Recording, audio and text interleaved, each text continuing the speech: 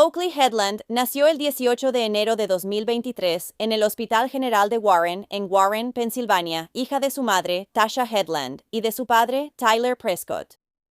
Oakley estaba lleno de vida y alegría, y le encantaba ver el viejo programa de los Dukes de Hazzard con su bisabuelo cada mañana. Pasaba sus días montando su triciclo con sus hermanos, nadando con sus tías y jugando con camiones con su hermano. Oakley era aventurero, curioso y muy franco para su corta edad. El 17 de julio de 2025, la madre de Oakley, Tasha, lo dejó con su padre, un hombre a quien nunca había conocido antes. Tasha dijo que quería que su hijo tuviera una relación con su papá. Pero Tyler tenía antecedentes penales, que incluían acoso, conducir intoxicado, cargos por drogas y negligencia hacia los animales. También acababa de salir de la cárcel aproximadamente un mes antes. En marzo de 2021, Tyler casi mata a un niño de 18 meses y evitó que la madre de ese niño buscara atención médica de inmediato. Había sido acusado de agresión y fue sentenciado a entre 20 y 40 meses en una prisión estatal. Terminó cumpliendo los 40 meses completos y, una vez que fue liberado, fue puesto en libertad condicional por 2 años, pero claramente no fue supervisado adecuadamente porque aún se le permitía estar cerca de niños. Ahora, después del arresto inicial de Tyler en el 21, él pagó su fianza, así que estaba libre, andando libremente mientras esperaba su juicio, lo cual no sucedería hasta septiembre de 2022, y durante ese tiempo él dejó embarazada a Tasha de Oakley. Actualmente, Tyler no tenía hogar, y mientras Oakley estaba bajo su cuidado, el padre y el hijo iban de un lugar a otro quedándose con familiares y amigos. Así que Tasha dejó a su hijo con un hombre que él no conocía y con el que claramente nunca debió haber estado. En las primeras horas del 14 de agosto de 2025, la amiga de Tyler, con quien el padre y el hijo se estaban quedando, vio a Tyler y Oakley juntos en la cama. Pero notó que mientras Tyler estaba dormido, prácticamente inconsciente, Oakley estaba azul, frío y no respondía. Casi tan pronto como se hizo este descubrimiento, los servicios de emergencia fueron llamados a la casa ubicada en la calle Sherman en Bradford. Tyler abrió la puerta y llevó a los oficiales a una habitación donde Oakley estaba acostado de espaldas, con los brazos a los lados y sin signos visibles de vida. El niño de 2 años tenía moretones por todo el cuerpo, con moretones severos debajo del ombligo hasta la ingle. También tenía moretones de 100 a 100 en la frente. No había ni una sola parte de su cuerpo que no tuviera un moretón, un corte o una decoloración. Tenía moretones dentro de la oreja, en el paladar, en las axilas, en la parte interna de los muslos y en sus genitales. El niño de 2 años fue llevado de urgencia al Bradford Regional Medical Center, pero para ese momento ya era demasiado tarde y sería declarado muerto. Los doctores encontraron que el pequeño tenía un gran hematoma en la cabeza. También tenía otras marcas visibles en la cabeza, acumulación de sangre bajo la piel alrededor de los lados de la cabeza, lesiones por traumatismo contundente en el cuerpo y una aparente marca de mordida en la espalda. Aún más aterrador fue el pañal lleno de sangre coagulada que Oakley llevaba puesto y el descubrimiento de que también tenía una herida abierta en sus genitales y trauma anal. Cuando se realizó la autopsia más tarde, se descubrió que Oakley tenía un total de 86 lesiones diferentes. También tenía daños por falta de oxígeno en el corazón y el cerebro. La causa de muerte del pequeño se determinó como una combinación de múltiples traumatismos contundentes y toxicidad por drogas, específicamente cocaína y metanfetamina. La autopsia también reveló que el ADN de su padre estaba en su área genital. Alrededor del mismo tiempo en que Oakley fue llevado de urgencia al hospital, su padre, Tyler Lee Prescott, de 32 años, fue arrestado. Fue acusado de múltiples cargos de asalto agravado y de poner en peligro el bienestar de un menor. Una vez que se completó la autopsia de Oakley, también fue acusado de homicidio y violación de un menor, lo que resultó en lesiones corporales graves. Fue detenido con una fianza de $1 millón. Durante la audiencia preliminar de Tyler, se mostraron fotos del cuerpo de Oakley en la corte, y su madre Tasha se alteró tanto que tuvo que salir de la sala. Tyler, por otro lado, parecía no mostrar ninguna emoción. El patólogo forense que realizó la autopsia de Oakley testificó y dijo que la niña había sido torturada. En un momento, incluso fue apuñalada con algo, ya fuera una uña o un objeto afilado. El pequeño sobrevivió al menos 4 horas, durante las cuales fue golpeado hasta que finalmente falleció. Ahora, según la policía en la escena, Tyler estaba visiblemente angustiado, hablaba incoherencias y caminaba de un lado a otro. También intentó decir que el gran hematoma en la cabeza de Oakley fue resultado de que el pequeño se cayó de una silla. Luego, Tyler culpó las otras lesiones en el cuerpo de su hijo a una pistola Nerf, ya que se cayó de una bicicleta. Los oficiales notaron que Tyler estaba sudando profusamente y mostraba otros signos de alguien que estaba usando una sustancia controlada. Aunque más tarde admitió haber consumido metanfetamina, insistió en que no había sido solo unas horas antes, sino días antes.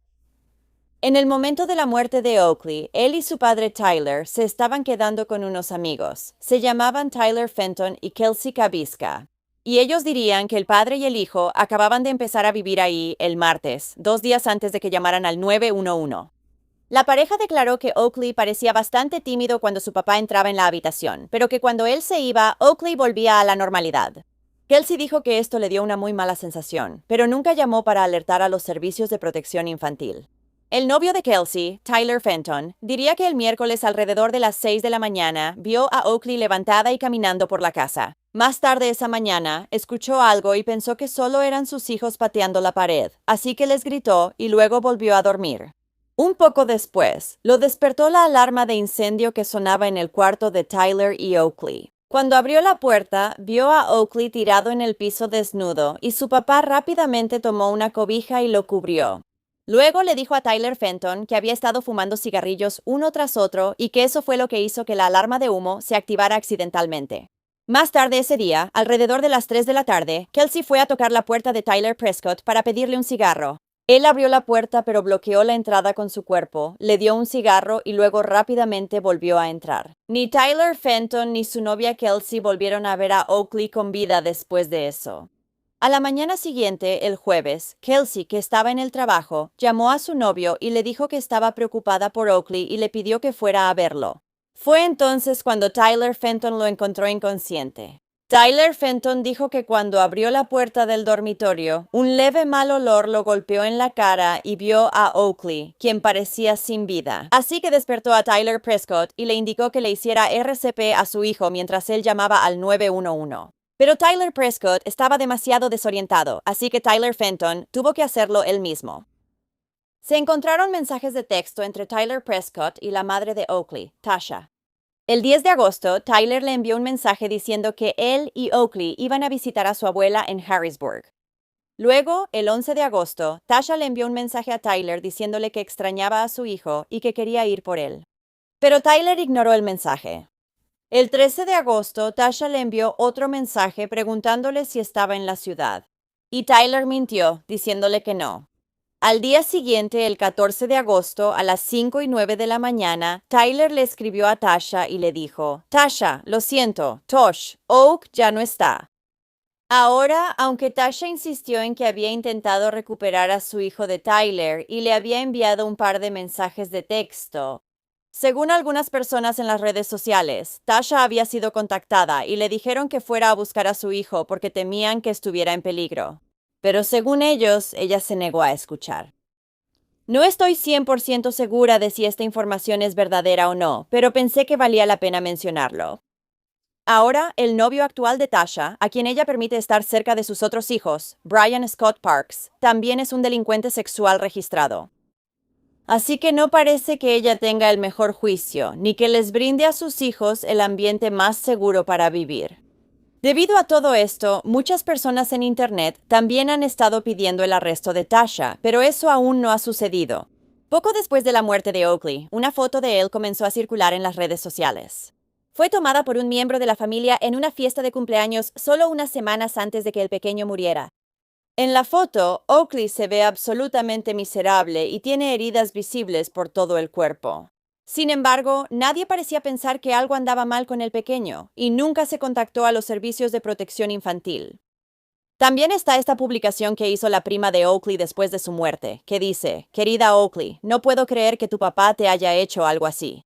Lo siento mucho, amiguita. Pude haberte salvado cuando estábamos en el aliviadero y él intentó ahogarte. Lo siento tanto. Todos te vamos a extrañar y todos te amamos.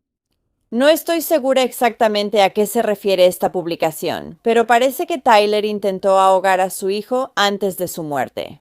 Sin embargo, nadie había hecho ningún tipo de reporte a las autoridades ni a los servicios de protección infantil. Poco después de la muerte de Oakley, su familia abrió una cuenta en GoFundMe, buscando $10,000 para gastos funerarios. Sin embargo, esto fue cerrado después debido a que recibieron muchas críticas, ya que el Estado iba a pagar el funeral de Oakley.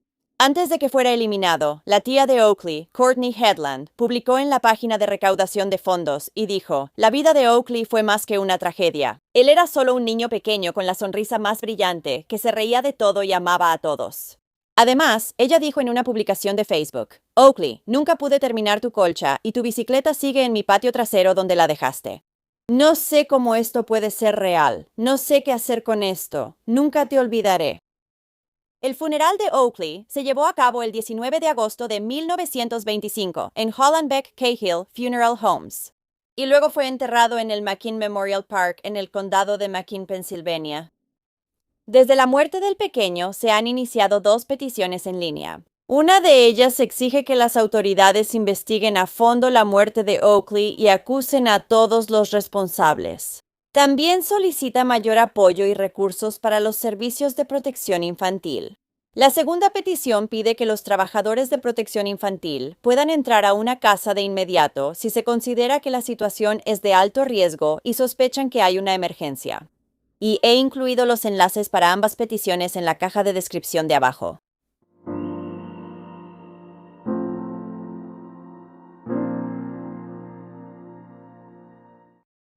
Bueno, gracias por escuchar la historia de Oakley hoy.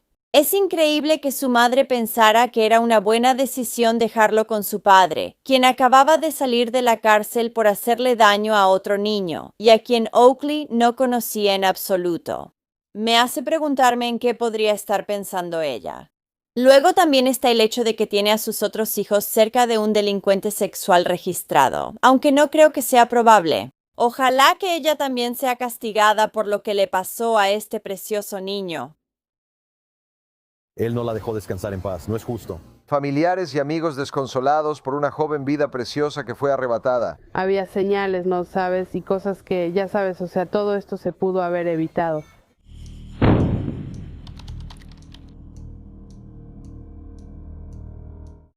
Amora Michelle Smallwood nació en Corbin, Kentucky, el 13 de enero de 2020, hija de Alexandra Ward y Jimmy Smallwood. Era una niña pequeña, llena de vida y muy juguetona, que adoraba los arcoíris y los unicornios. Amora también tenía una hermana menor, llamada Kinsley, y se decía que era la mejor hermana mayor para ella.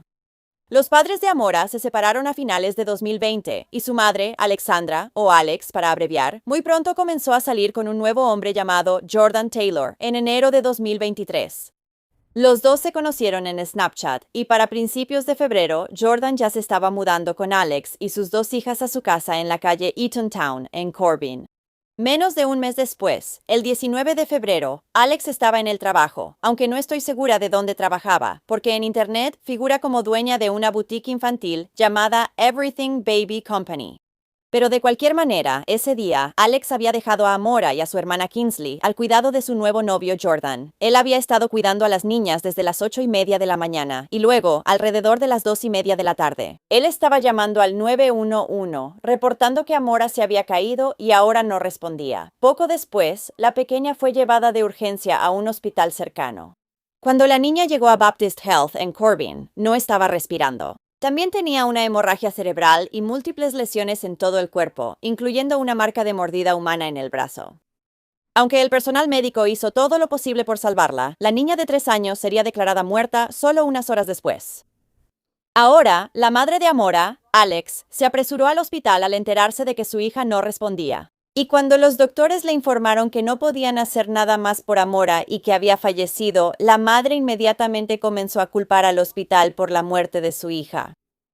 La cuestión es que la niña tenía más de 70 lesiones diferentes en su cuerpo, incluyendo profundas laceraciones en el rostro, moretones alrededor de su ojo derecho y lesiones significativas en la boca, mejillas y labios.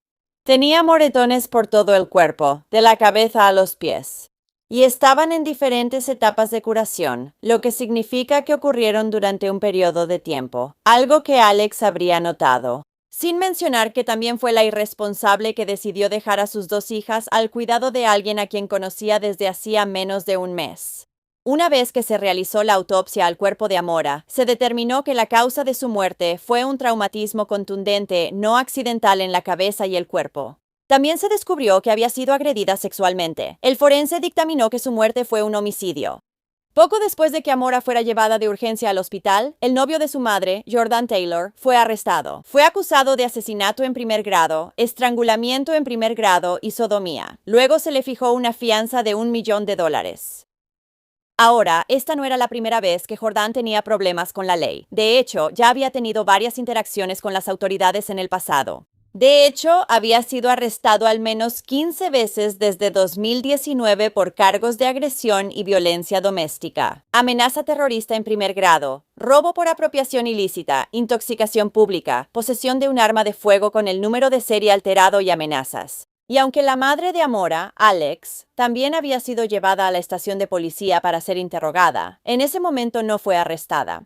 Aunque para muchos era evidente que ella tenía que haber sabido lo que le estaba pasando a su hija en su propia casa. Así que el 21 de febrero, Alex recurrió a Facebook e hizo una publicación en la que recordaba a su hija y se defendía a sí misma.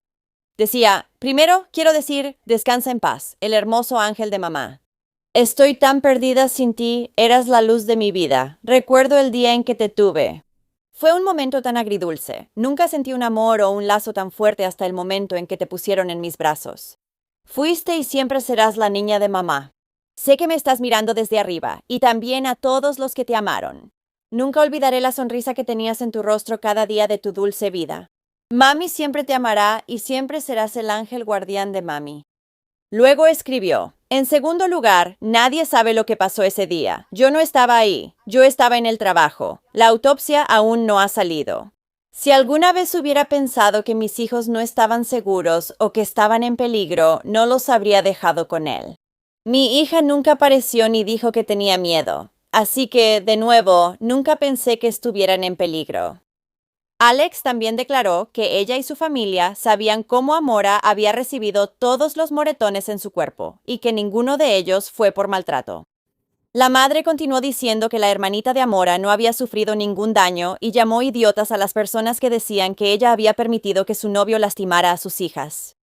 Pero poco más de un mes después, en abril, durante una audiencia judicial de Jordan, Alex Ward, de 20 años, fue arrestada en relación con la muerte de su hija Amora. Fue acusada de ser cómplice de asesinato, así como de ser cómplice de estrangulamiento, y también fue detenida con una fianza de $1 millón.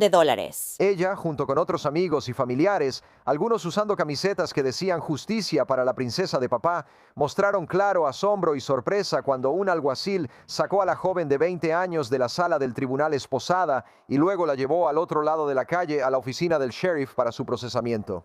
En Kentucky, tienes una obligación legal expresa como padre de proteger a tus hijos y mantenerlos a salvo de cualquier daño. Además de ser un deber moral, es una obligación legal.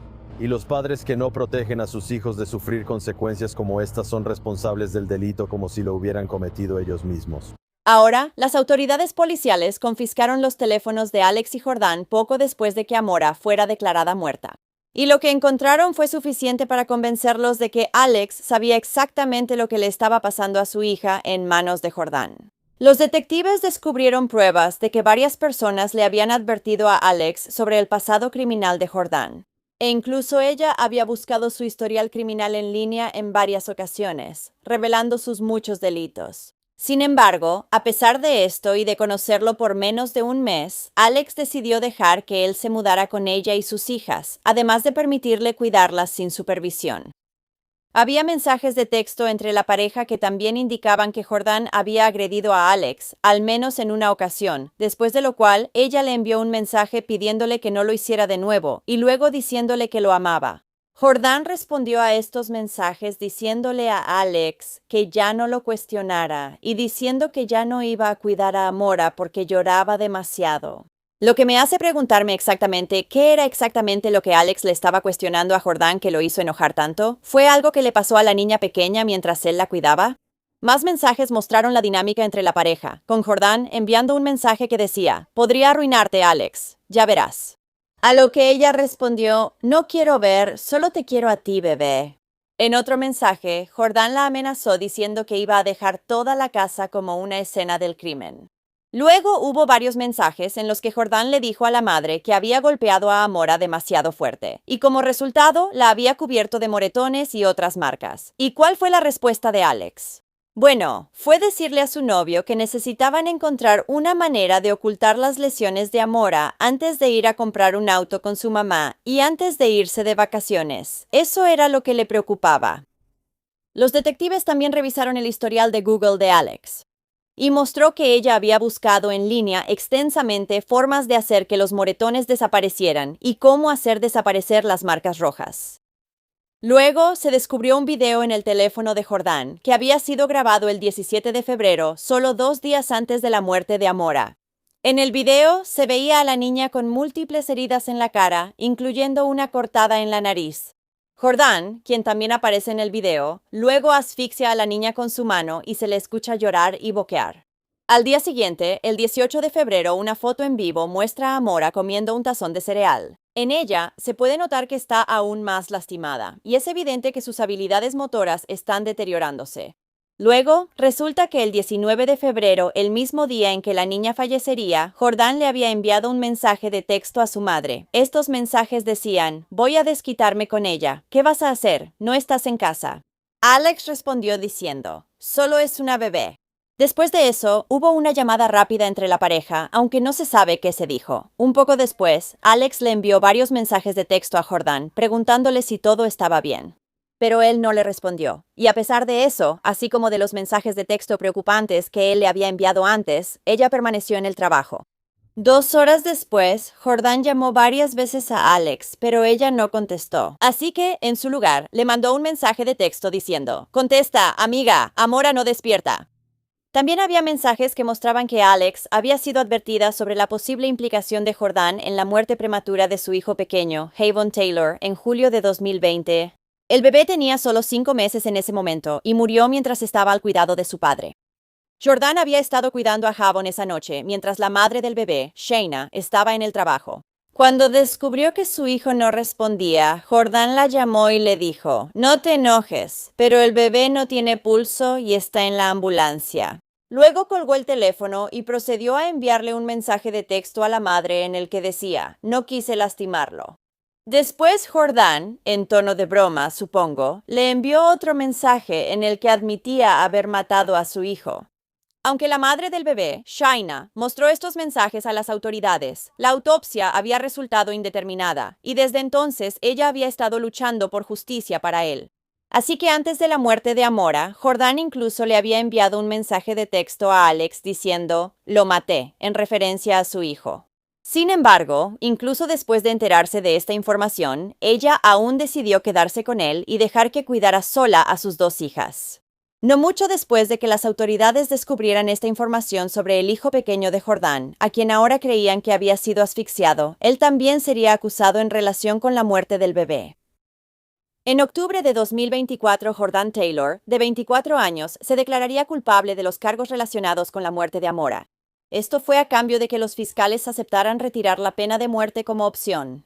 En cambio, Jordan sería sentenciado más tarde a cadena perpetua sin posibilidad de libertad condicional. Y está programado que vaya a juicio en septiembre de 2026 por el asesinato de su hijo. La audiencia de sentencia solo duró un par de minutos e incluyó a Jordan Taylor diciéndole al juez que no tenía nada que decir. Y terminó cuando ambos abogados, el fiscal y el abogado defensor, tuvieron una breve discusión y luego fueron llamados a una conversación privada con el juez. Lo que hace que sea inconstitucional que el gobierno busque imponer la pena de muerte.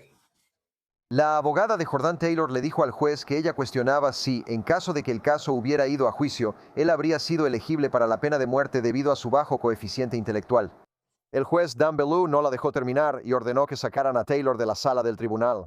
Taylor está acusado de matar a Amora Smallwood, de 3 años, en un crimen que, según la policía y los fiscales, Fue tan horrible que el testimonio y las pruebas podrían haber sido demasiado para que algunos en la sala del tribunal vieran las pruebas y escucharan el testimonio. De manera preventiva, habíamos planeado posiblemente conseguir algunos terapeutas o consultores para los miembros del jurado después de este juicio. La abogada de Taylor se negó a comentar después de la audiencia, pero ella y Bowling intercambiaron algunas palabras después de que ella dijera que su bajo coeficiente intelectual no reflejaba que él fuera un monstruo. Bowling dijo que él es un monstruo. En marzo de 2025, la madre de Amora, Alex, fue a juicio, durante el cual ella diría que no tomó en serio las amenazas de su novio, como convertir toda su casa en una escena del crimen. Ella pensó que él solo estaba bromeando. La madre también insistió en que no había notado las numerosas lesiones en el cuerpo de su hija. Pero el jurado no lo creyó, y el 1 de abril de 2025 declararon a Alex culpable de los cargos en su contra. Fue sentenciada a cadena perpetua sin posibilidad de libertad condicional durante 20 años. Poco después de su muerte, la comunidad organizó una caravana por la justicia para Amora, donde los vehículos recorrieron el centro de Corbin y terminaron en la tumba de Amora, donde se realizó una vigilia con velas y se soltaron globos en su honor.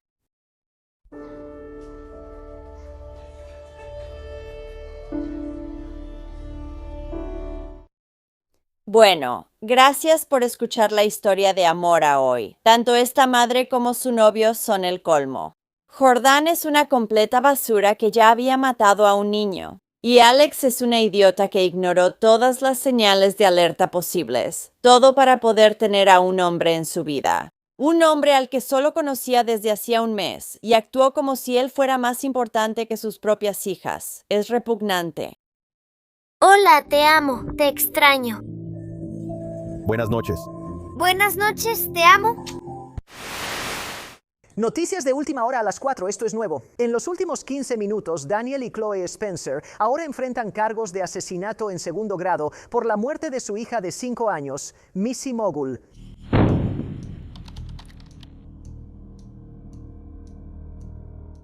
Melissa, o Missy, Ellen Rose Mogul, nació el 31 de diciembre de 2019 en Tallahassee, Florida, hija de su padre, Chase Thornton, y su madre, Chloe Spencer.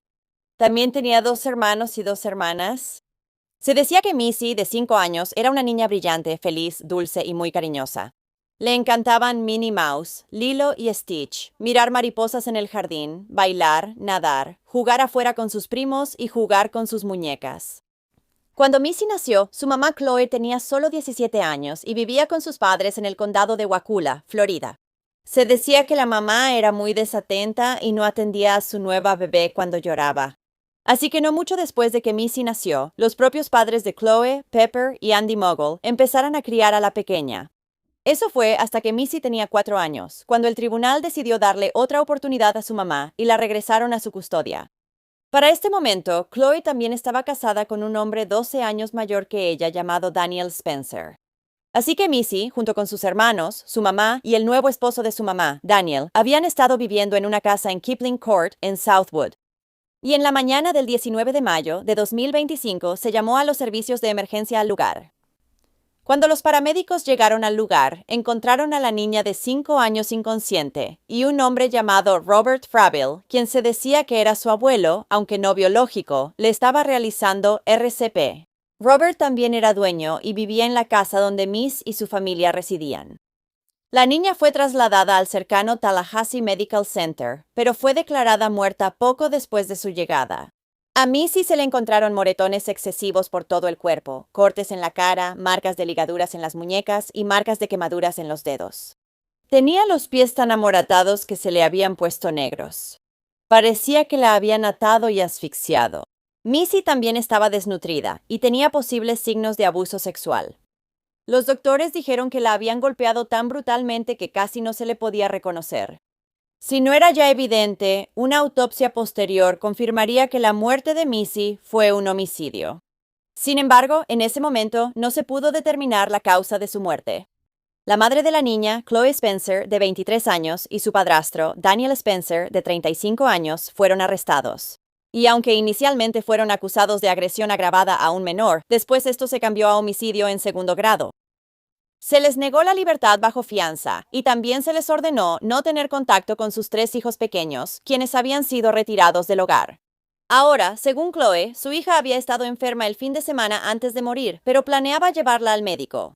Luego, la madre les dijo a los investigadores que Daniel, quien recientemente había sido adicto a los narcóticos, había estado golpeando a Missy con un cinturón en los glúteos y las piernas 2 veces al día. Cuando las autoridades hablaron con él y le pidieron que explicara las diversas lesiones de Missy, él declaró que a veces él y Chloe envolvían a Missy en una manta, fajándola, tratando de que se durmiera. Pero ella luchaba por salir, y eso fue lo que causó los moretones en sus brazos y muñecas. Daniel también afirmó que las lesiones en su cara eran porque tenía alergias y se rascaba. Mientras lo interrogaban más, Daniel empezó a culpar a su esposa por el maltrato de la niña, diciendo que ella había estado golpeando a Missy y aventándola de un lado a otro durante largos periodos de tiempo. Sin embargo, nunca hizo ningún intento de contactar a los servicios de protección infantil ni a la policía. Luego, Daniel le dijo a la policía que antes de la muerte de la niña de 5 años, ella no había dormido en unos 6 o 7 días. Aunque ni él ni Chloe la habían llevado al médico, le dieron un poco de Benadryl para intentar ayudarla a dormir. También la hacían hacer ejercicios para intentar cansarla. La mañana en que llamaron a los servicios de emergencia, Missy finalmente se había quedado dormida después de las 2 de la mañana, dijo él. Pero luego se volvió a despertar cerca de las 4 de la mañana. Daniel informó a las autoridades que Missy tenía problemas de comportamiento y que a menudo contenía la respiración durante sus berrinches. Cuando ella se despertó alrededor de las 4, él comenzó a discutir con ella, tratando de que regresara a la cama, pero terminó saliendo de su habitación y cerrando la puerta detrás de él. Después de unos minutos, Daniel volvió a entrar, y fue entonces cuando dijo que encontró a Missy inconsciente. Pero qué historia tan estúpida, como si de verdad pudiera matarse por aguantar la respiración. Primero simplemente se desmayaría, ¿sabes? Durante la búsqueda en la casa, los investigadores confiscaron una tarjeta de memoria de una cámara de seguridad ubicada en la habitación de Missy. Y también se llevaron la tableta de su padrastro, Daniel. Y aunque él había intentado borrar varios videos antes de entregar los dispositivos a la policía, aún así encontraron muchos videos de él agrediendo físicamente a la niña de 5 años. Esto incluía golpearla, atar sus extremidades y arrojarle ropa de cama sobre la cabeza y todo el cuerpo. También se encontró sangre de Missy en varias almohadas y un edredón en la casa.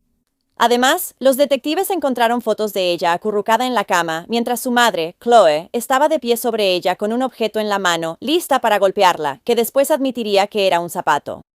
Tras la muerte de Missy, muchos, incluidos otros miembros de la familia de la pequeña, comenzaron a atribuir lo que le sucedió a las fallas de los tribunales, las fuerzas del orden y la Agencia de Bienestar Infantil de Florida. Esto se debió a que en julio de 2024 se había hecho una llamada a la línea directa de servicios infantiles diciendo que Daniel había estado abusando sexualmente de ella. Sin embargo, el departamento determinó que no había causa probable suficiente y cerraron el caso sin presentar cargos en su contra.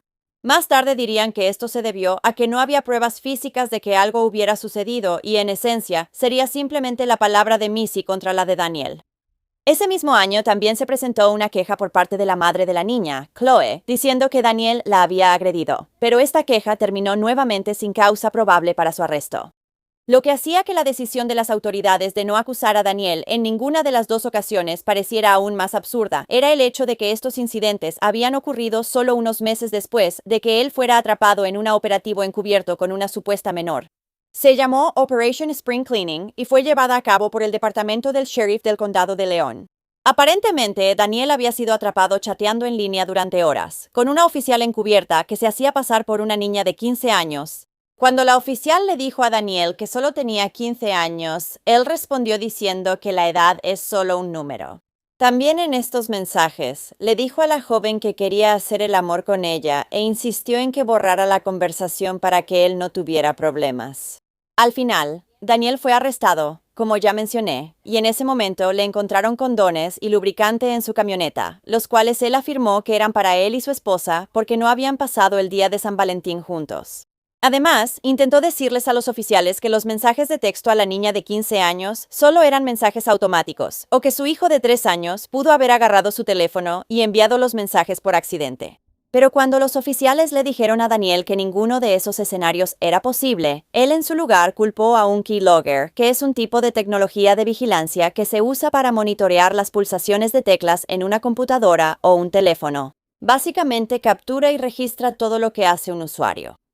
Después de este incidente, Daniel tuvo un juicio de un día y, el 15 de abril de 2025, fue declarado culpable de viajar para encontrarse con una menor. Aunque no fue sentenciado en ese momento, enfrentaba hasta 20 años de prisión. Por lo tanto, los fiscales pidieron que permaneciera detenido hasta que se dictara su sentencia. Estaban especialmente preocupados porque Daniel tenía varios niños menores en su casa y no querían que tuviera contacto con ellos. Pero la jueza Tiffany Baker Carper permitió que fuera liberado. Después de que Daniel fue arrestado por viajar para encontrarse con una menor, Chloe le dio la custodia temporal de Missy a su amiga, Paige Carnahan. Paige conocía a Chloe desde la preparatoria y dijo que siempre fue amable y dulce. Así fue hasta que conoció a Daniel.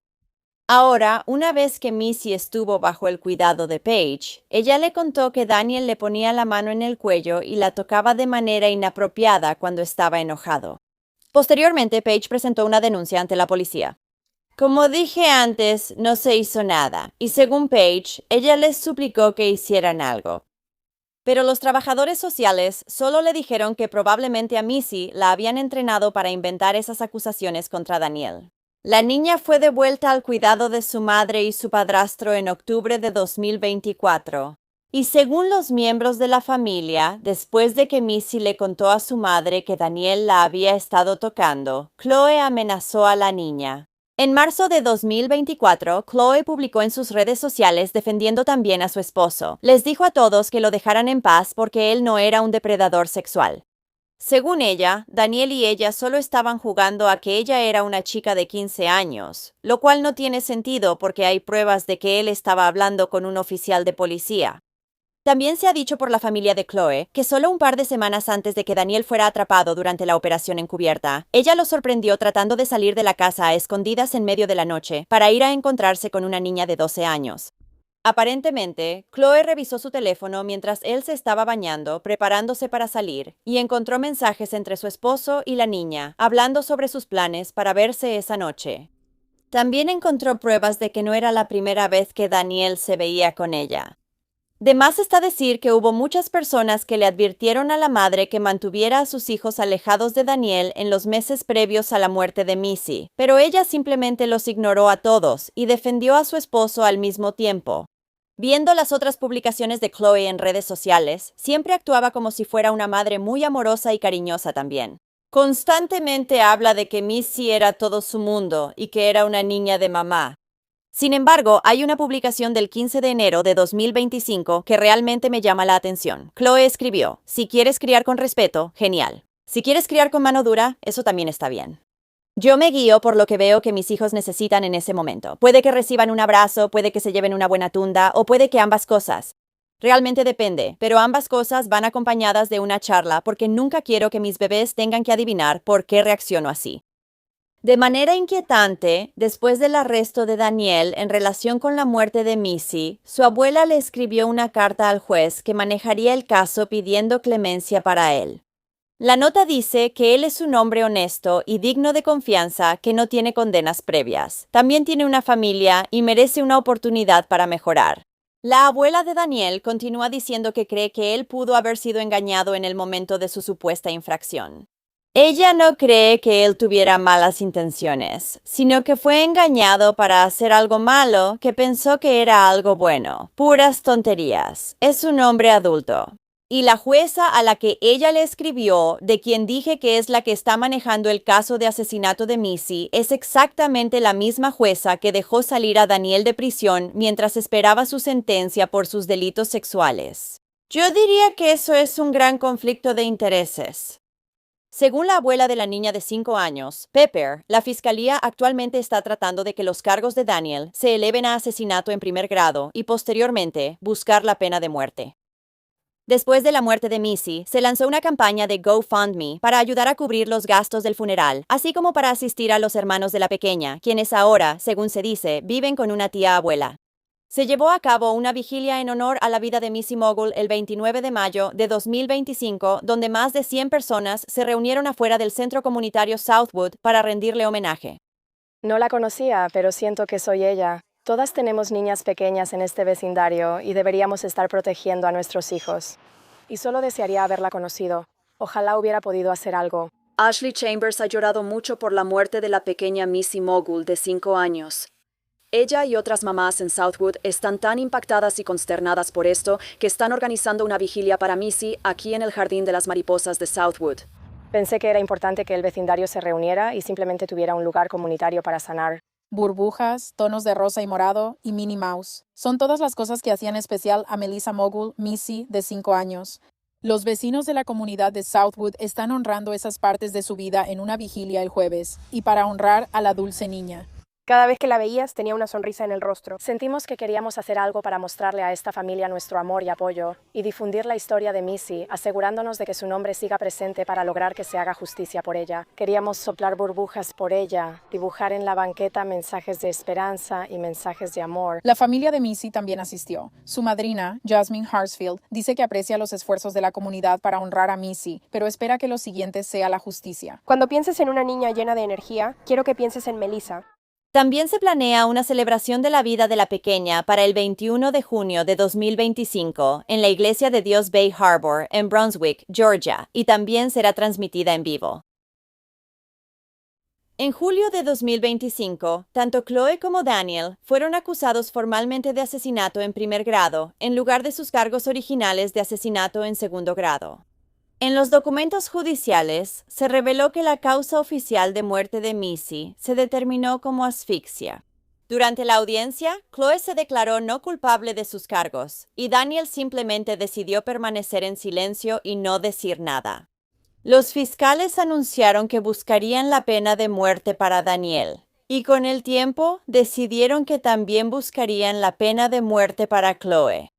Aunque originalmente el juicio de Daniel estaba programado para noviembre de 2025, su defensa luchó y finalmente consiguió un aplazamiento. Su juicio ahora está programado para comenzar a finales de junio de 2026. La fecha para el juicio de Chloe aún no ha sido anunciada. El 19 de agosto de 2025 se realizó un tercer arresto en relación con la muerte de Missy, de 5 años. Su abuelo, Robert Frabel, de 71 años, fue puesto bajo custodia y acusado de no reportarse a. Sin embargo, salió bajo fianza de la cárcel esa misma noche. Como mencioné anteriormente, Robert no era el abuelo biológico de Missy. Más bien, él era como un padre sustituto para Daniel. Robert también es un pediatra retirado, imagínate. Sin embargo, lo están acusando de no reportar el abuso infantil que estaba ocurriendo en su casa. Y dado el hecho de que era doctor, él debió haber conocido las leyes para reportar algo así. Sin embargo, la abogada de Robert niega que él tuviera alguna idea de lo que le estaba pasando a Missy. Ahora, Robert le dijo a las autoridades que había tenido problemas con Daniel y Chloe desde que se mudaron. Aunque había considerado echarlos varias veces, al final nunca lo hizo porque sabía que eso tendría un efecto negativo en los niños. 4 días después de la muerte de Missy, las autoridades le preguntaron a Robert si había intentado denunciar el abuso que sospechaba o había presenciado. Robert afirmó que planeaba buscar el consejo de un abogado el día de la muerte de Missy, pero ella murió antes de que pudiera hacerlo. Así que sí, él lo sabía. Además, 2 días antes de que la niña muriera, se grabó un video que la mostraba en una habitación con Chloe y Daniel. Los pies, tobillos y rodillas de Missy estaban atados con cinta atlética rosa. Se vio a Daniel colocando un edredón sobre la parte superior del cuerpo de la niña. Luego empezó a golpearla en la parte trasera de las piernas con un cinturón de cuero. Mientras lo hacía, Robert entró en la habitación y le dijo que se detuviera. Daniel dijo que no. Y al mismo tiempo, Chloe le indicó a Robert que saliera de la habitación. Luego, la colcha fue retirada del cuerpo de Missy y debajo de la colcha estaba envuelta en otra manta. También tenía audífonos en los oídos y cinta azul sobre los ojos. Momentos después, el video muestra a Roberto y Daniel discutiendo y Roberto diciéndole al padrastro que está abusando de la niña. Daniel respondió que no lo estaba haciendo. Luego, físicamente empujó a Roberto fuera de la habitación. Roberto también admitió ante los detectives que había escuchado que a Missy la estaban castigando con nalgadas y notó que ella había estado mucho más tiempo en su habitación durante la semana previa a su muerte. Cuando les preguntó a Chloe y Daniel por qué ella había estado quedándose tanto tiempo ahí, le dijeron que era porque ella quería y porque simplemente estaba más cansada de lo normal. Aún no se sabe cuándo se llevará a cabo el juicio de Roberto. En noviembre de 2025 se presentó un proyecto de ley en Florida que tiene como objetivo prohibir la liberación bajo fianza de criminales peligrosos mientras esperan su juicio. Se llama la Ley de Missy. El 13 de diciembre de 2025, la familia de Missy plantó una plántula de roble rojo y realizó una ceremonia en honor a la pequeña niña. También se colocó una placa conmemorativa con su nombre cerca del árbol. La abuela de Missy, Pepper, quien ayudó a organizar el evento, dijo que recuerda a su nieta como una niña feliz. Pepper dijo, ella era muy cariñosa, siempre tenía una sonrisa en el rostro, siempre estaba riendo y era tan alegre y no quería nada malo. Ella solo quería los momentos felices. Los abuelos de Missy, Pepper y Charles Mogul asistieron al memorial donde se plantó un roble rojo en el parque donde a Missy le encantaba jugar. A ella le encantaba jugar afuera y estar cerca de la arena y en los parques todo el tiempo, así que sentí que sería mejor hacerlo en un parque. Era una niña muy cariñosa y muy vivaz, que siempre tenía una sonrisa en el rostro sin importar lo que pasara.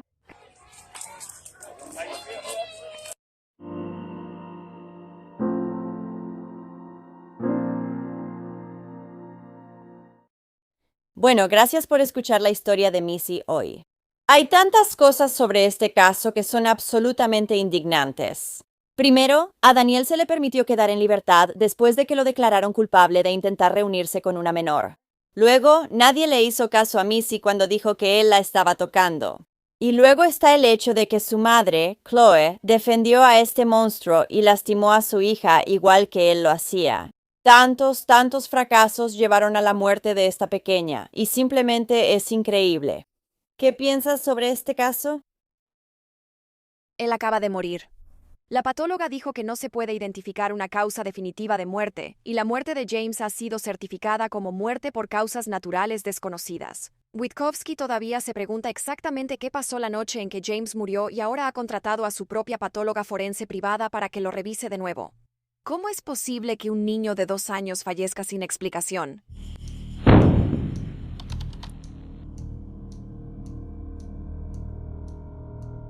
James Riker Beale nació el 6 de octubre de 2017, hijo de Kara Wachowski y Thomas Beale, en Palatine, Illinois.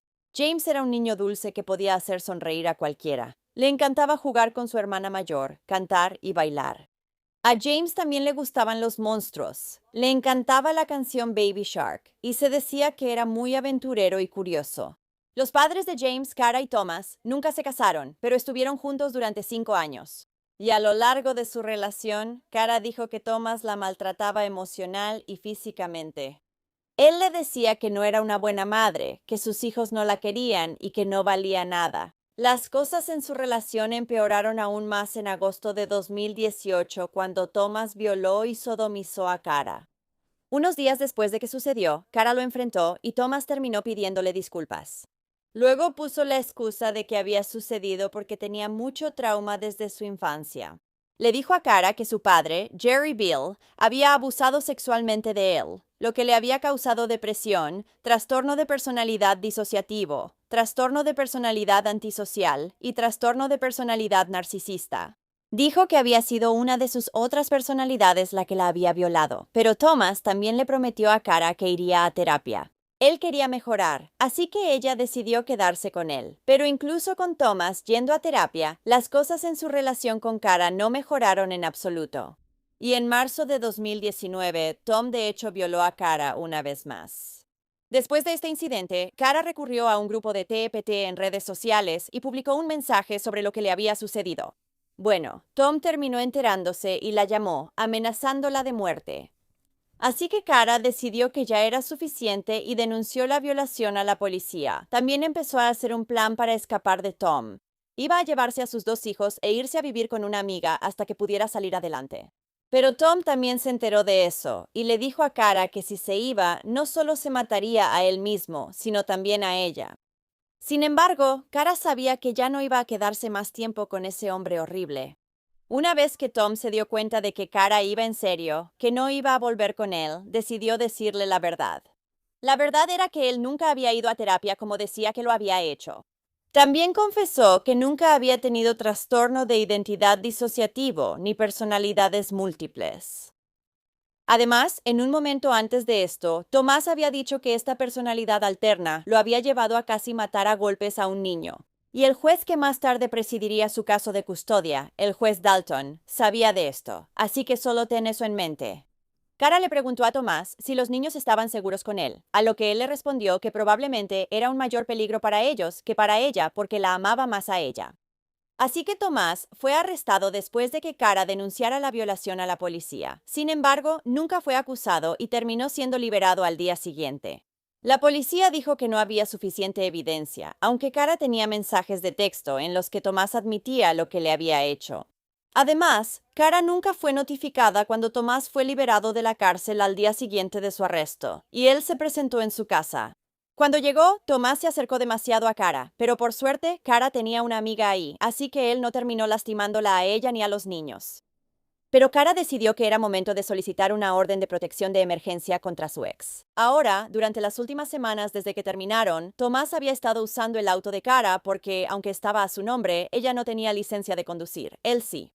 Y cuando él le devolvió el vehículo a Cara, ella lo estaba limpiando y encontró un disco duro que sabía que pertenecía a Tomás. Y en él encontró miles de imágenes de abuso sexual infantil. Tomás después admitiría que ese era su disco duro y le pidió a Cara que lo destruyera por él, cosa que claramente ella no iba a hacer. En lugar de eso, Cara notificó a la policía y también a los servicios de protección infantil para informarles sobre la situación. Alrededor de la misma época, la hija de Cara y Tomás le dijo a Cara que su abuelo, con quien ella y su papá vivían, Jerry Beale, la había tocado en sus partes íntimas, las cuales también estaban muy rojas e irritadas. La niña también tenía muchos moretones en las piernas y dijo que su abuelo la había golpeado. La policía entonces abriría una investigación contra Jerry Beale. Después de esto, Cara presentó una moción de emergencia para intentar que las visitas de Tomás fueran solo supervisadas. Esto fue en abril de 2019, pero cuando llegó a la corte, el juez Dalton no quiso escuchar a Cara ni revisar ninguna de sus pruebas. Y ella incluso tenía una grabación de su hija diciendo lo que su abuelo le había hecho. Así que la petición de Cara fue rechazada, y a Tomás se le concedieron visitas sin supervisión 4 días a la semana con James y su hermana mayor. En cuanto a su abuelo Jerry, solo se le ordenó no tener ningún contacto con los niños. Pero como ya había dicho, él vivía con Tomás, así que vivía con los niños 4 días a la semana. Pero cuando el juez fue informado de esto, solo dijo que Jerry podía irse a otra habitación. Los niños van a estar ahí durante días. Jerry no va a irse simplemente a otra habitación durante horas y horas. Vamos. Casi 2 semanas después de obtener más tiempo de custodia del que debería, Tom decidió herir aún más a su ex y presentó una petición para restringir su tiempo de convivencia con los niños. Esto se hizo a sus espaldas y mientras ella estaba en el trabajo, así que Cara nunca tuvo oportunidad de defenderse de las acusaciones que Tom había hecho para obtener la custodia. Y el tribunal terminaría otorgándole a él la custodia temporal mayoritaria y establecieron visitas supervisadas para Cara. Así que Tom ahora tenía casi el 100% de la custodia de los niños, y Cara solo tenía unas pocas visitas supervisadas de vez en cuando, aunque los niños habían resultado heridos mientras estaban bajo su cuidado. La última vez que Cara vería a su hijo James con vida fue el 6 de agosto de 2019, más de 2 meses antes de su muerte. Y en septiembre de 2019 se le ordenó a Cara presentarse ante el tribunal por desacato, por hablar en contra de una orden de silencio, y fue amenazada con ir a prisión por decir que las autoridades la tenían contra la pared y la habían obligado a aceptar un acuerdo de custodia 50-50. Cara sabía que algo andaba mal con sus hijos y había hecho todo lo posible por protegerlos. Desafortunadamente, James terminaría muriendo la noche de Halloween. Fue el 31 de octubre de 2019, alrededor de las 10:00 p.m., cuando el 911 respondió a la cuadra 1300 de East Evergreen Drive en Palatine. James fue encontrado en la recámara principal de sus abuelos, sobre la cama, acostado de espaldas y con los labios azules. También había una pequeña burbuja roja saliendo de su nariz y espuma roja saliendo de su boca. El pequeño fue llevado de inmediato al Northwest Community Hospital en Arlington Heights, pero a pesar de los esfuerzos de reanimación de los paramédicos y luego del personal del hospital, James fue declarado muerto. Según los abuelos de James, quienes definitivamente no deberían haberlo estado cuidando, dado el historial de Jerry de abusar sexualmente del padre de James, dijeron que el pequeño había estado en la cama jugando con un dispositivo electrónico después de que su padre, Tomás, se fue a trabajar. Su abuela luego fue a ducharse, pero cuando regresó pensó que James solo estaba dormido en la cama. Luego notó que sus labios estaban azules y llamó a los servicios de emergencia. Y el padre de James, Tomás, dijo que se había ido a trabajar alrededor de las 9:35 p.m. Dejando a su hijo al cuidado de su madre, Tomás le dijo a la policía que antes de irse esa noche, su hijo parecía saludable y respondía bien. También agregó que antes de irse, James estaba bastante caliente al tacto y que lo iba a llevar al pediatra en la mañana. La autopsia al cuerpo de James terminaría tardando más de 3 meses en completarse, y cuando estuvo lista, mostró que la causa de muerte de James se debió a causas naturales indeterminadas. Y había pasado menos de 24 horas desde que James murió cuando la policía descartó mano criminal y cerró su investigación. El forense intentaba decir que la muerte de James fue causada por una muerte súbita e inexplicada en la infancia, lo cual solo ocurre en 1 de cada 100,000 niños. Pero la cosa es que los registros médicos de James mostraban que había sido tratado varias veces en los últimos meses por un prolapso rectal. Su autopsia indicó que esto no contribuyó en absoluto a su muerte. La madre de James, Cara, dijo que su hijo en realidad había sido hospitalizado 9 veces en total por su prolapso rectal. Y cuando ella buscó respuestas de su ex, Tomás, él solo le dijo que James había estado estreñido.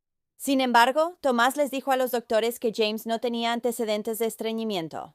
A la mamá de James, Cara, también le dijeron que durante 4 de estas citas se habían realizado pruebas forenses por agresión sexual, pero ella nunca vio ningún resultado de estos. Además, Cara no lo supo hasta después de la muerte de su hijo, porque nadie le había informado que, según los registros médicos de James, él había estado en alto riesgo de morbilidad desde agosto de 2019. Esto se debía al hecho de que se había sometido a una cirugía de reparación rectal, pero su recto aún no volvía a su lugar. Así que, dado esto y el hecho de que había una burbuja roja saliendo de la nariz de James, así como espuma roja saliendo de su boca, su madre, Cara, sabía que su muerte no fue un accidente, y decidió que se realizara una segunda autopsia. A él le encantaban los monstruos. Los únicos recuerdos que Cara Wachowski tiene de James, de 2 años, extraño poder tenerlo en brazos. Caben en una bolsa de compras. No he podido darle cierre a todo esto. La ex de Witkowski tenía la custodia de James esa noche de octubre cuando la policía de Palatine recibió una llamada por un niño de 2 años inconsciente en paro cardíaco. Y él estaba acostado de espaldas y sus labios estaban azules. Pero para cuando Witkowski llegó al hospital, James ya había fallecido. Cuando estás aquí sentada diciéndome que no puedes explicarme cómo murió mi hijo, no puedo creer eso. Pasaron más de 3 meses sin resultados de la autopsia de la oficina del médico forense del condado de Cook, hasta esta semana cuando recibió esta carta. Simplemente murió. La patóloga dijo que no se puede identificar una causa definitiva de muerte, y la muerte de James ha sido certificada como muerte por causas naturales desconocidas. Witkowski todavía se pregunta exactamente qué pasó la noche en que James murió y ahora ha contratado a su propia patóloga forense privada para que lo revise de nuevo. ¿Cómo es posible que un niño de 2 años fallezca sin explicación? Esta es una categoría de muerte que hoy en día la ciencia no puede explicar. Laura Gould Crandall dirige una fundación nacional que está tratando de responder esa pregunta. Crandall dice que el caso de James actualmente entra en la categoría de muerte súbita inexplicada en la infancia, en la que cae aproximadamente 1 de cada 100,000 niños. No saben cómo predecirlo ni cómo prevenirlo. Registros obtenidos por los investigadores de CBS 2 muestran que desde 2014 el médico forense del condado de Cook no pudo encontrar explicación para la causa y la manera de la muerte de 26 niños entre 1 y 4 años. Crandall está de acuerdo en que estas familias necesitan más respuestas. Se decía que el examinador que realizó la autopsia del pequeño la primera vez, John Walsh, ni siquiera tenía las credenciales necesarias para realizar la autopsia.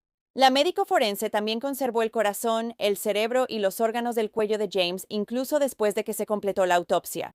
Dijeron que esto era para realizar pruebas genéticas de ADN y ver si podían confirmar la causa de muerte súbita e inexplicada en la infancia.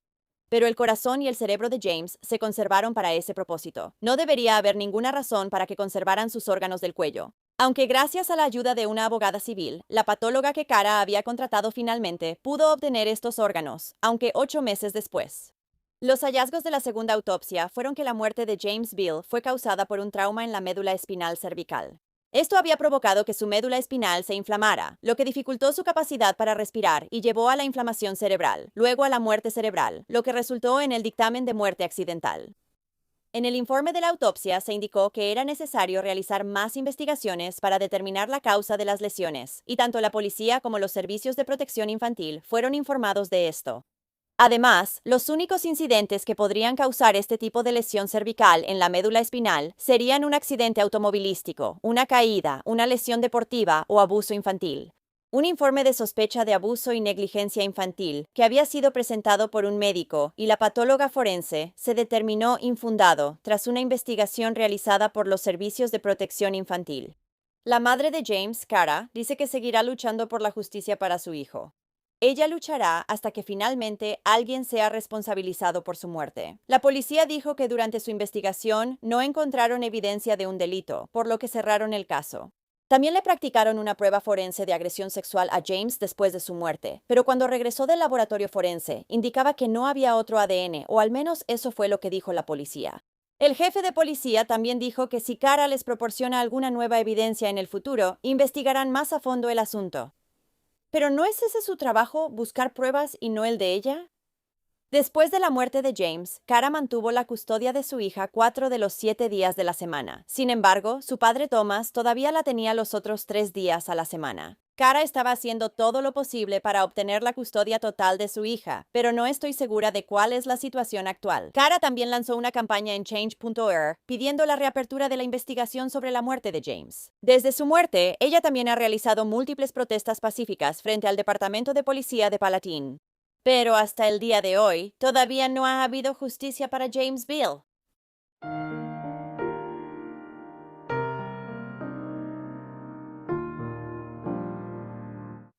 Bueno, gracias por escuchar la historia de James hoy. Esto es absolutamente indignante, que tantas personas puedan ignorar el hecho de que la muerte de James claramente no fue accidental, ni un caso de síndrome de muerte súbita infantil inexplicada. Sin mencionar que él y su hermana habían sido abusados durante meses antes, y su madre tenía muchas pruebas de ello. Entonces, ¿por qué el padre de James, Thomas, está siendo protegido por el tribunal y las autoridades? ¿Tú qué piensas? Fue un asesinato intencional. En 2007, Rowan Ford desapareció de su casa en medio de la noche. Su cuerpo fue dejado en una cueva y fue encontrado casi una semana después de que la mataron. Es simplemente terrible.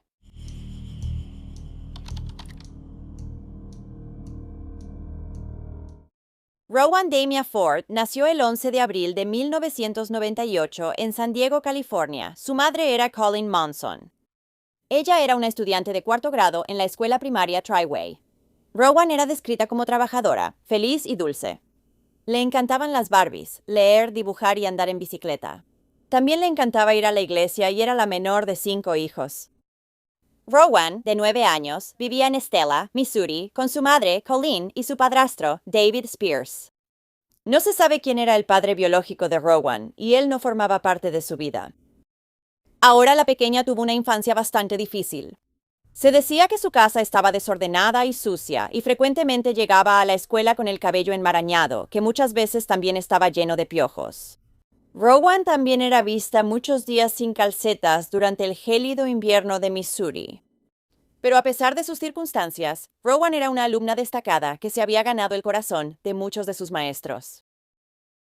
El 3 de noviembre de 2007, alrededor de las 9 a.m., la madre de Rowan, Colleen, llegó a casa después de trabajar su turno nocturno en Walmart. Aunque normalmente su hija la recibía al regresar, esta vez no fue así. Buscó por toda la casa a Rowan, pero aún así no pudo encontrarla. Así que Colleen despertó a su esposo, David, quien estaba durmiendo en el sofá y se suponía que debía estar cuidando a su hija, y le preguntó dónde estaba.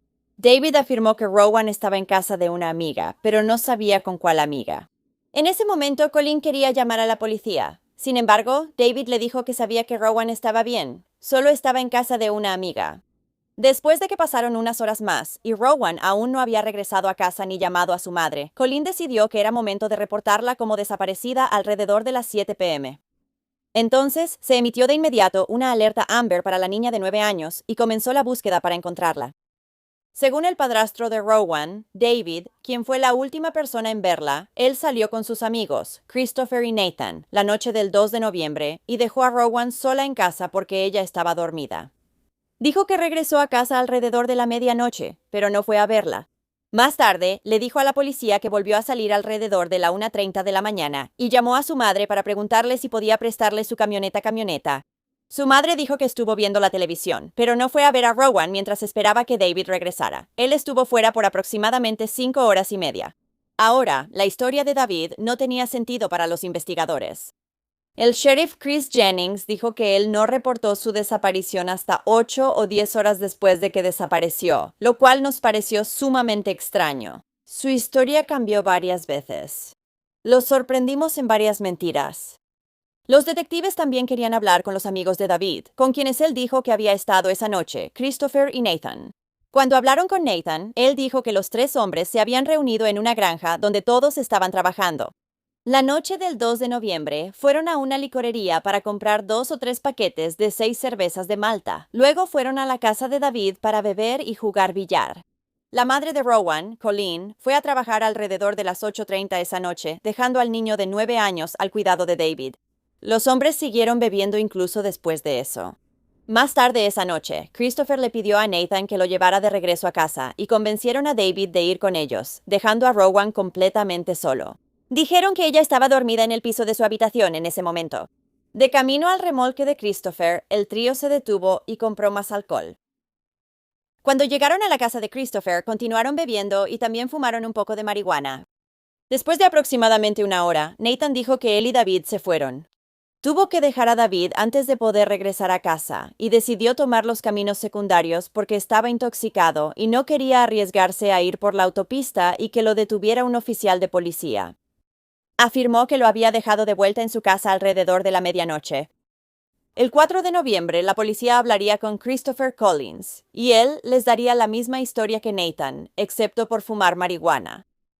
Christopher luego le dijo a las autoridades que se había quedado en casa y se fue a la cama después de que David y Nathan se fueron esa noche. Dijo que no había hablado con David desde entonces y que no supo hasta ahora que Rowan siquiera estaba desaparecido. Al día siguiente, el FBI se involucró en la búsqueda de Rowan y los miembros de la comunidad continuaron buscándola también. Los técnicos del FBI confiscaron y registraron la camioneta de David, así como la camioneta de su madre, que él dijo haber tomado prestada esa noche. Mientras tanto, los oficiales llamaron a Christopher y le pidieron que se presentara para más interrogatorios. Él aceptó y fue a la comisaría. Ahí, él daría una declaración similar a la que había hecho el día anterior. También aceptó hacerse una prueba de polígrafo y un análisis computarizado de estrés de voz. Christopher, quien fue descrito por los oficiales como cooperativo y educado, continuó negando tener algún conocimiento sobre la desaparición de Rowan y se ofreció a ayudar a buscarla.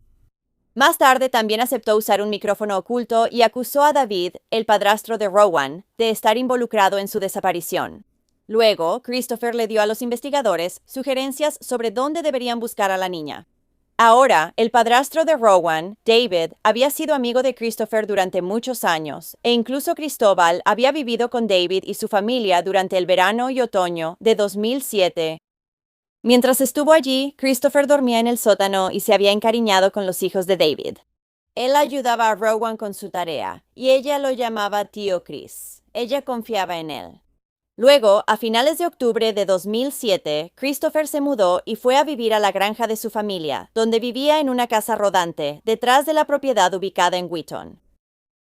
El mismo día que Christopher fue interrogado en la tarde del 4 de noviembre, el jefe de policía de Wheaton, Clinton Clark, estaba patrullando cuando Cristóbal, a quien conocía desde hacía 17 años, le hizo señas para que se detuviera. Christopher le dijo que Rowan estaba desaparecida y que él estaba tratando de encontrarla. Pero el jefe describiría a Christopher como alguien que no estaba actuando como normalmente lo hacía, y dijo que parecía un poco emocionado. El jefe Clark notificó al FBI sobre esta interacción y les dijo que creía que Cristóbal sabía algo sobre la desaparición de Rowan. En ese momento, le animaron a seguir hablando con Cristóbal y tratar de obtener más información de él. Unos días después, el 7 de noviembre, Cristóbal fue a reunirse con agentes del FBI y les dijo que la coartada de David para la noche en que Rowan desapareció no era cierta. Parecía nervioso y finalmente les dijo a los detectives que no iba a seguir hablando con ellos si lo iban a acusar de la desaparición de la niña. Más tarde esa noche, Cristóbal habló con el jefe Clark y le dijo que necesitaba conseguirse un abogado. Solo unos días después, el 9 de noviembre, el peor temor de todos se hizo realidad. El cuerpo de Rowan fue descubierto dentro de Fox Cave, que en realidad era más bien un sumidero que una cueva. La encontraron desnuda de la cintura para abajo, usando solo un calcetín. Los carteles pidiendo pistas sobre la desaparición de Rowan Ford siguen en el pequeño pueblo de Stella, incluso después de su asesinato. Cuando tienes una comunidad pequeña, un incidente como este afecta bastante. Nos duele el corazón, como a todos los demás. La comunidad de unas 175 personas recorrió el bosque durante la última semana buscando a la niña. Me alegra que la hayan encontrado. Ojalá la hubieran encontrado con vida. Los investigadores habían estado buscando en una zona del condado de McDonald. Un agente siguió su intuición y decidió revisar esa área de nuevo. Este agente en particular sabía de una zona de cuevas que no había sido registrada, así que la revisó esta mañana. Encontró el cuerpo de Rowan bajo una repisa en un sumidero. Sabemos que Rowan está en un buen lugar y estamos agradecidas de que Rowan no volverá a ser lastimada. Y bueno, estamos tristes de que tuviera que pasar, pero tenemos fe y seguimos teniendo fe. Después de una semana de búsqueda, la comunidad está aliviada de finalmente tener respuestas. Pero ahora están buscando a la persona que mató a Rowan y el motivo. Solo vamos a esperar y ver qué hacen ahora.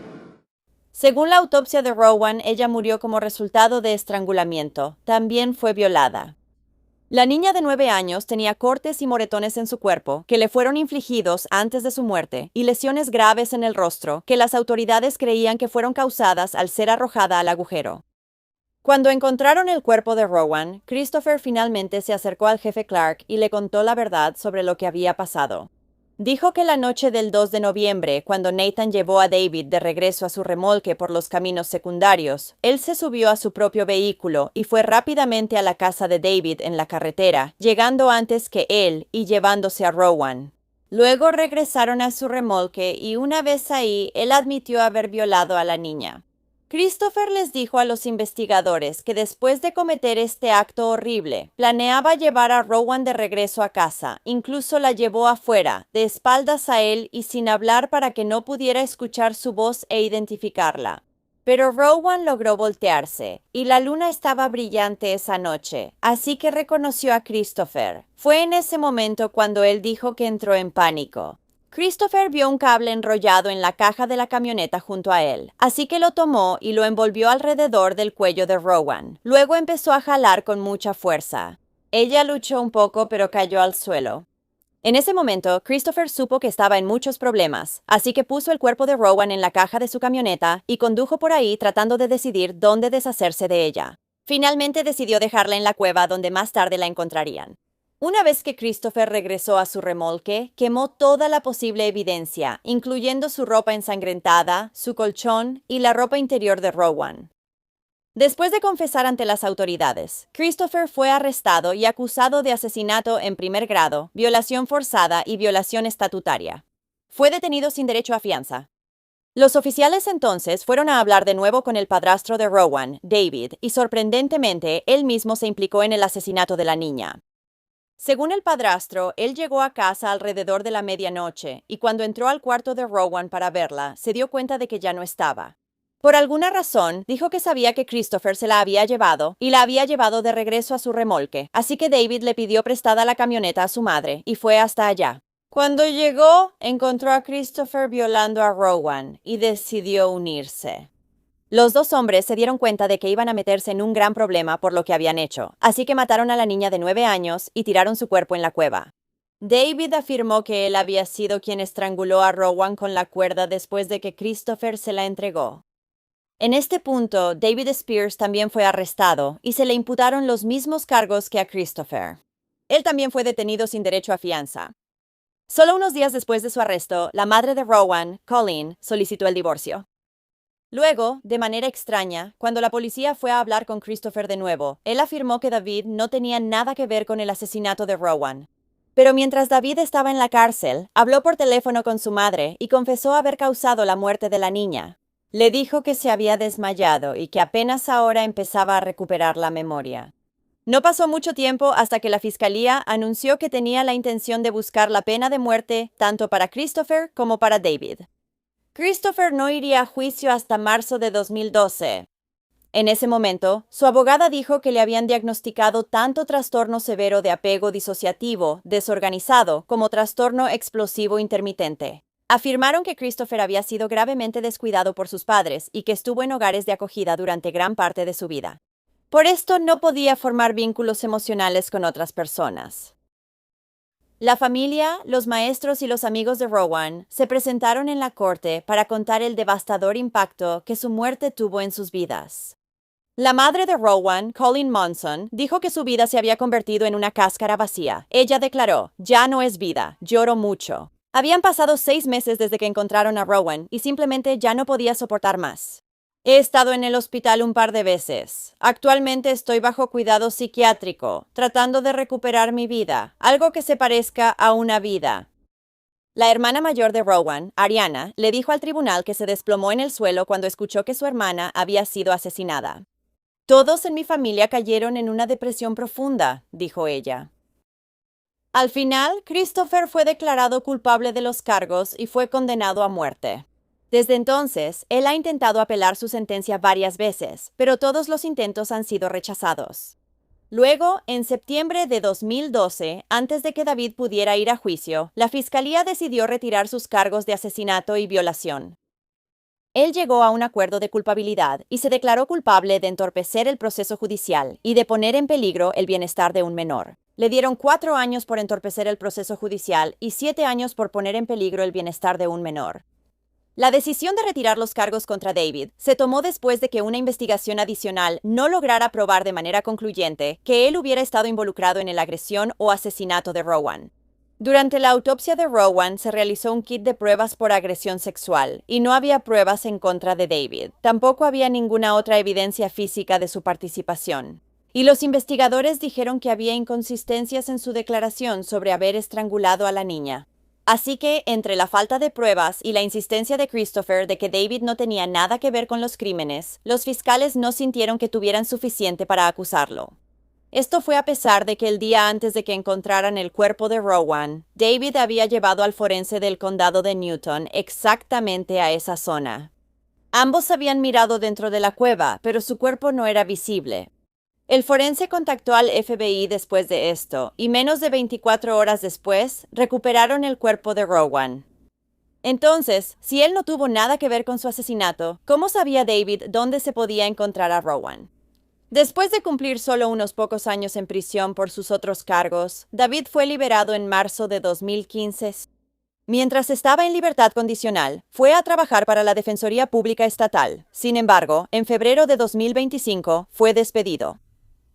Un despido en la oficina del defensor público de Missouri en West Plains. El hombre que pasó años en prisión por su participación en el asesinato de su hijastra ya no trabaja ahí.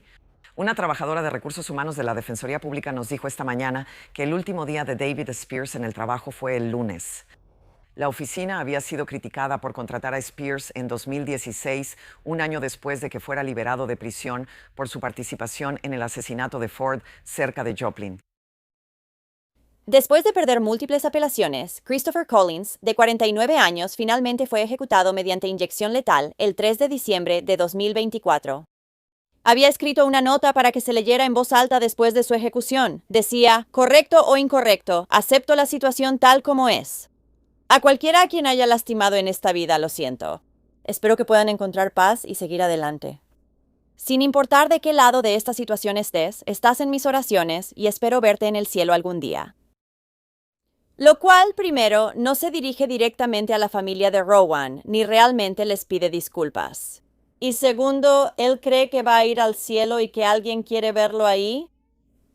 Según el sheriff Jennings, el caso de Rowan fue el que más lo impactó. Hasta el día de hoy, todavía lleva la credencial escolar de la joven en su bolsillo. Dijo que su caso ha cambiado la manera en que ahora investigan los crímenes contra menores. También piensan en Rowan cuando toman la decisión de sacar o no a un menor de su hogar. El sheriff Jennings dijo que, aunque hubo algunas llamadas a los servicios de protección infantil respecto a Rowan, nadie había contactado a la policía. Él dice que le gusta pensar que la habrían sacado de esa situación si los hubieran llamado. La mañana antes del funeral de Rowan, maestros y estudiantes de su escuela plantaron un árbol de cornejo rosa en su honor y soltaron globos morados, a los cuales estaban atadas notas de sus compañeros de clase. El funeral de Rowan se llevó a cabo el 14 de noviembre de 2007 en Gospel Lighthouse Church. Luego fue enterrada en Macedonia Cemetery en Estella. La madre de Rowan Ford dio un paseo que nunca pensó que daría. Flanqueada por motociclistas contra el abuso infantil, entró al funeral de su hija. Hoy se celebró a Rowan como la niña de 9 años que era, su color favorito, el morado, su programa de televisión favorito, Hannah Montana, y lo que más le gustaba hacer los domingos era ir a la iglesia. Ella es Dulce. Una niña bonita y tímida. No lo hagas. No puedo decir mucho más sobre lo que hicieron ahí dentro. También supimos hoy que Rowan amaba andar en bicicleta y su himno favorito era Old Rugged Cross, que su familia y amigos cantaron en su memoria. No me lo habría perdido por nada. El maestro de cuarto grado, Todd Holt, hizo el viaje desde Springfield para asistir a una ceremonia en la primaria Triway en el pequeño pueblo de Stella.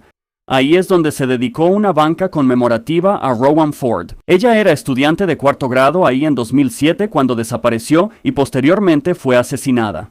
Como su maestro titular, Holt dice que a Rowan le encantaba aprender. Rowan era un rayo de sol. Sabes, no importaba por lo que estuviera pasando en su vida en casa. Era una niña diferente en la escuela e hicimos todo lo posible para que saliera esa parte de ella. La ceremonia se lleva a cabo el día en que Rowan habría cumplido 27 años. Triway era su lugar seguro. Triway era donde ella quería estar y sabía que era amada. Y creo que esto aquí afuera le mostrará que no importa cuántos años hayan pasado, 17 años, 27 años, 37 años, todavía la recordamos y siempre la recordaremos. Muchos asistieron a la ceremonia de dedicación, incluyendo a las fuerzas del orden locales y al exalguacil del condado de Newton, Chris Jennings, quien trabajó en el caso de asesinato de Rowan. Significa mucho para mí que la comunidad no la haya olvidado. Sabes, yo pienso en ella personalmente todo el tiempo. Tuvo un gran impacto en mi carrera. Definitivamente en mis 44 años fue el caso más horrendo en el que trabajé y trabajé en muchos. Quienes asistieron a la ceremonia dicen que el recuerdo de Rowan vivirá en la primaria Triway. Sé que las fuerzas del orden no la han olvidado. Todavía, aunque ya estoy retirado, seguimos hablando de ella muy seguido. Sé que la gente de esta comunidad y en el condado de Newton en general nunca la olvidará. Es importante saber que ella fue amada. Y sé que ella sabe que fue amada. Para una maestra, ella era la alumna perfecta.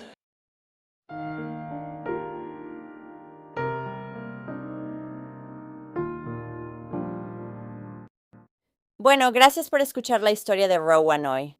Esta pobre chica ya estaba viviendo una vida difícil cuando 1 o 2 hombres en quienes confiaba le arrebataron la vida. Me cuesta mucho creer que David no estuvo involucrado en el asalto y asesinato de Rowan. No parecía estar muy preocupado de que ella estuviera desaparecida. Christopher originalmente dijo que él estaba involucrado y que sabía exactamente dónde se podía encontrar su cuerpo. ¿Qué piensas de este caso? ¿Crees que David también debería haber sido castigado por lo que le pasó a esta niña de 9 años? Gracias a todos los patrocinadores de A Wicked World. Ahora hay aún más de A Wicked World en Patreon. Así que échale un vistazo en patreon.com/awicked o patreon.com/awickedworld o usa la aplicación de Patreon. Tendrás acceso a videos exclusivos cada mes y mucho más. Cualquier apoyo realmente ayuda a asegurarnos de que las víctimas nunca sean olvidadas y a resaltar las deficiencias de la sociedad asociadas con cada caso. ¿Tienes alguna sugerencia para una historia que te gustaría que cubriera? Si es así, mándame un correo electrónico a awickedworldtruecrime@gmail.com.